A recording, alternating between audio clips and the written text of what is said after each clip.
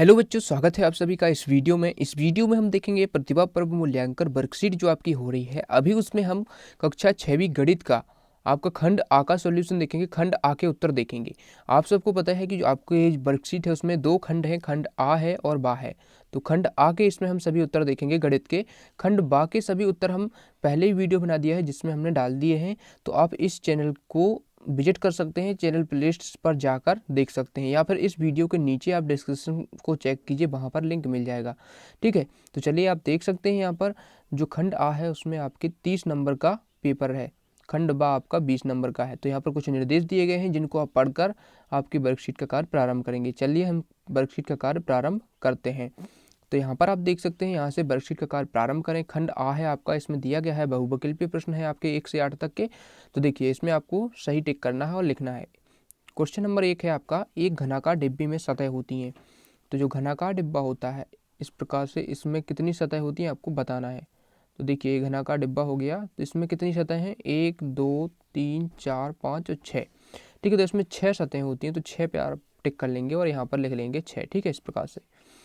दूसरा जो क्वेश्चन आपका पूछा गया है, एक विद्यालय के 405 बच्चे कैंप में गए, हर तंबू में 5 बच्चों को ठहराया गया, तो कुल तंबुओं की जरूरत होगी। तो यहाँ पर बताना है आपको कुल कितने तंबुओं की जरूरत होगी जब 5 बच्चों को एक तंबू में ठहराया गया। तो आपको 5 का भाग 405 में दे देना है, तो आपका 81 आ जाएगा। ठीक है, तो आप यहाँ पर देख सकते हैं, देखिए आप यहाँ पर देख सकते हैं आपका आंसर 81 आ जाएगा। इसमें टिक कर लेंगे सी वाला ऑप्शन।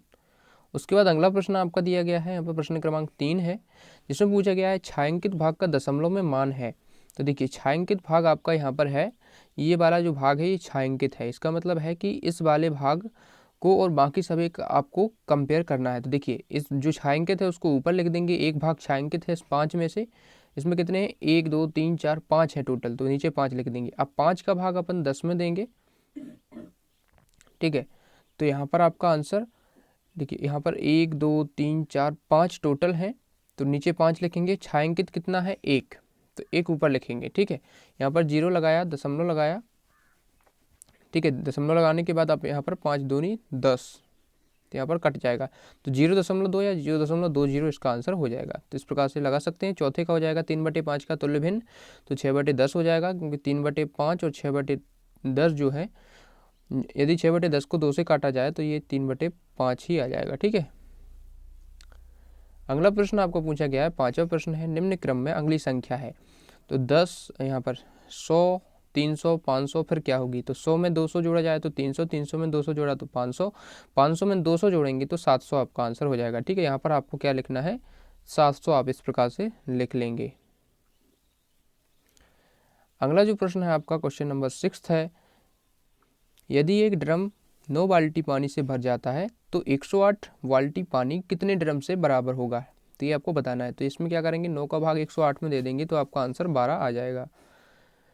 घड़ी में 3 बजे की स्थिति में उसकी दोनों सुइयों के बीच बनने वाला कोण क्या है। जब घड़ी में 3 बजते हैं तो इस प्रकार से आप घड़ी हो जाएगी, तो 3 बजते हैं तो इस प्रकार से बजते हैं, क्योंकि 3 यहाँ पर होता है। तो देखिए यहाँ पर जो मिनट की सुई इस प्रकार रहेगी, घंटे की इस प्रकार से रहेगी, तो दोनों के बीच जो कोण बन रहा है ये 90 डिग्री यानी कि 90 डिग्री का बन रहा है। तो यहाँ पर 90 डिग्री का कोण क्या होता है, समकोण। तो यहाँ पर आपको समकोण भर लेना है। ठीक है, समकोण, यहाँ पर समकोण आप इस प्रकार से लिख लेंगे। अगला जो क्वेश्चन आपका पूछा गया है, क्वेश्चन नंबर 8 है, निम्न में से कौन सी संख्या 5055 है। तो इसमें 5055 इस प्रकार से ये वाला हो जाएगा ऑप्शन ए। अगला क्वेश्चन आपसे पूछा गया है, नीचे दिए गए प्रश्नों को हल करके लिखिए 9 से 13 तक के। पहला प्रश्न है, 9वां प्रश्न है, यानी कि रहीम के पास 8 9 6 7 4 संख्या कार्ड है। इन कार्डों का उपयोग करते हुए वह 4 अंकों की कौन सी सबसे बड़ी संख्या एवं सबसे छोटी संख्या बना सकता है। तो सबसे बड़ी बनानी है तो हमें क्या करना है, सबसे बड़ी पहले लिखनी है, उसके बाद उससे छोटी, उसके बाद उससे छोटी, उसके बाद उससे छोटी। तो 9876 सबसे बड़ी बन जाएगी इन अंकों से, और सबसे छोटी बनेगी 6789। ठीक है, तो इस प्रकार से दोनों को आप लिख लीजिए।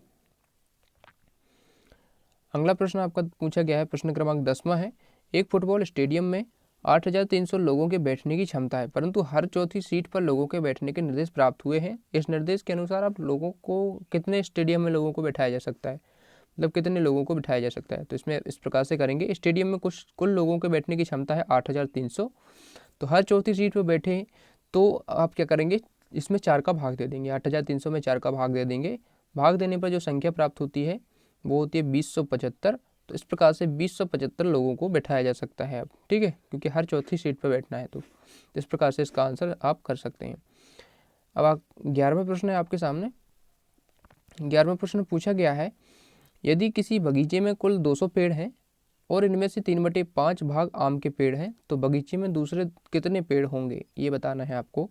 तो कुल पेड़ आपके दिए गए हैं 200, आम के पेड़ कितना हो जाएगा 200 का 3/5। तो 200 का 3/5 मतलब 200 में 3/5 का आप गुणा कर देंगे, तो जो संख्या प्राप्त होती है वो है 120। तो 120 आपके आम के पेड़ हो जाएंगे, ठीक है। तब शेष पेड़ आपको बताना है, तो 200 में से 120 घटा देंगे तो 80 पेड़ आपके आंसर आ जाएगा, ठीक है। अगला प्रश्न आपका है 12वां प्रश्न है, एक पोस्टर को सचिन ने दीवार पर चिपकाया। पोस्टर की लंबाई 12 मीटर, चौड़ाई 10 मीटर है। तो पोस्टर के कितने क्षेत्र को घेर पाएगा, जो पोस्टर है वो दीवार के कितने क्षेत्र को घेर पाएगी आपको बताना है। तो यहाँ पर देख सकते हैं आप, यहाँ पर पोस्टर की लंबाई 12 मीटर है, पोस्टर की चौड़ाई 10 मीटर आपको दी गई है। तो इसका क्षेत्रफल आपको निकालना है, क्योंकि इसकी लंबाई और चौड़ाई अलग अलग है, इसका मतलब है ये आयत है। तो आयत का क्षेत्रफल आप लगा देंगे लंबाई गुणे चौड़ाई, और जो आयत का क्षेत्रफल निकल कर आएगा वो आएगा 120 मीटर स्क्वायर। तो दीवार का जो क्षेत्रफल वो घेरेगा पोस्टर वो हो जाएगा 120 मीटर स्क्वायर। तो इसका आंसर इस प्रकार से लिख सकते हैं। 13वां प्रश्न आपको पूछा गया है यहाँ पर, एक वर्ग का परिमाप 16 सेंटीमीटर है, यदि प्रत्येक भुजा की लंबाई 4 सेंटीमीटर बढ़ा दी जाए तो वर्ग का परिमाप क्या होगा। तो देखिए, वर्ग का परिमाप इसमें दिया गया है 16 सेंटीमीटर। यदि वर्ग का परिमाप 16 सेंटीमीटर है तो उसकी एक भुजा 4 सेंटीमीटर की होगी, ठीक है। तो 4 सेंटीमीटर की होगी, क्योंकि वर्ग का जो परिमाप होता है वो भुजा वर्ग होता है, और भुजा इसमें 4 है तो 4 का वर्ग यानी कि 16 सेंटीमीटर आपका हो जाएगा। तो पहले कितनी भुजा थी, 4 थी, अब उसको 4 और बढ़ा दिया जाए, इसमें 4 जोड़ देंगे तो आपकी भुजा अब कितनी हो जाएगी 8 सेंटीमीटर की। तो 8 सेंटीमीटर की अब भुजा हो गई, तो वर्ग का परिमाप कितना हो जाएगा 8 का 8 बार, मतलब गुणा 8 का 8 में गुणा, तो 64 सेंटीमीटर स्क्वायर हो जाएगा, ठीक है। इस प्रकार से इसको कर सकते हैं। अगला आपका प्रश्न दिया गया है, यहाँ पर प्रश्न पढ़ लीजिए आप। ककड़ी और गाजर का प्रति किलोग्राम मूल्य दिया गया है, इसके अनुसार 3 सही 1/2 किलोग्राम ककड़ी और 2 सही 1/2 किलोग्राम गाजर का मूल्य क्या होगा। क्योंकि ककड़ी यहाँ पर दी गई है 16 रुपये प्रति किलो और गाजर आपकी 22 रुपये प्रति किलो दी गई है। तो देखिए, इसमें हम देख सकते हैं किस प्रकार से करना है।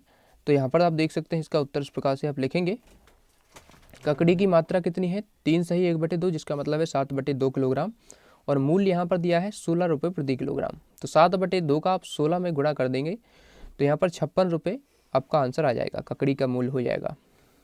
उसके बाद गाजर की मात्रा इसमें दी गई है 5/2 किलोग्राम और 22 रुपये प्रति किलो है, तो इसका गुणा कर देंगे आप तो 55 रुपये इसका आंसर आ जाएगा, ठीक है।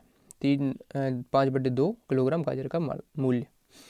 अब देखिए, प्रश्न क्रमांक 15 आपसे पूछा है, अनन्य मकान बनाने के लिए कर्ज लिया, उसने 2 साल तक हर महीने 2200 रुपये उसको देने हैं। तो बताइए 2 साल पूरे होने के बाद उसको कितने रुपए लौटा चुका होगा। तो इस क्वेश्चन का आंसर देखिए इस प्रकार से इस क्वेश्चन का आंसर आप कर सकते हैं। अनिल द्वारा हर महीने रुपये चुकाने होंगे, तो ये आपको बताना है। तो एक महीने में कितना 2200 चुकाता है, तो 2 साल में कुल कितने चुकाएगा ये आपको बताना है, क्योंकि 2 साल में कितने महीने होते हैं 24, ठीक है। एक साल में 12 महीने होते हैं, तो 2 साल में 24 महीने हो जाएंगे। तो 24 महीनों का आप 2200 में गुणा कर देंगे तो 52,800 रुपये कुल चुकाने होंगे। तो इस प्रकार से इसका आंसर आप लिख लीजिए। अगला जो प्रश्न है आपका लास्ट प्रश्न है, 16वां प्रश्न है। इसमें देख सकते हैं एक दुकानदार के पास 3,345 किलोग्राम प्याज है, वह उन्हें 20 बोरों में बराबर रखता है। प्रत्येक बोरे में रखी गई प्याज का वजन कितना होगा तथा शेष प्याज का वजन कितना होगा। तो यहाँ पर प्रत्येक बोरे में रखी गई प्याज का वजन भी बताना है और शेष जो बची है उसका भी बताना है। तो दुकानदार के पास कुल कितनी प्याज है 3,345 किलोग्राम है, ठीक है। 20 बोरों में भरी जा सकती है जो प्याज है वो है 167, ठीक है, 167 किलोग्राम। 20 का भाग आप इसमें देंगे तो 167 आपकी पूरी 20 बोरों में भरी जा सकती है। लेकिन अब जो शेषफल आपका बचेगा वो आपके शेष बच जाएगा, ठीक है। तो जो शेष प्याज बचेगी वो 5 किलो हो जाएगी, ठीक है। तो इस प्रकार से आपके आंसर हो जाते हैं यहाँ पर, ठीक है। तो इस प्रकार से इस वर्कशीट का पूरा कंप्लीट सॉल्यूशन यहाँ पर हो गया। और इस वीडियो के नीचे आपको लाल कलर का सब्सक्राइब बटन दिख रहा होगा, उसको दबा देना ताकि सभी वीडियोस आप तक पहुँच सकें। जो भी आपकी वर्कशीट है सभी विषयों के हमारे चैनल पर अपलोड हो रहे हैं, तो वहाँ से आप चैनल प्लेलिस्ट पर जाके देख सकते हैं। यहाँ पर लिंक डिस्क्रिप्शन में मिल जाएगा, वहाँ से भी आप देख सकते हैं। थैंक्स फॉर वॉचिंग, मिलते हैं नेक्स्ट वीडियो में।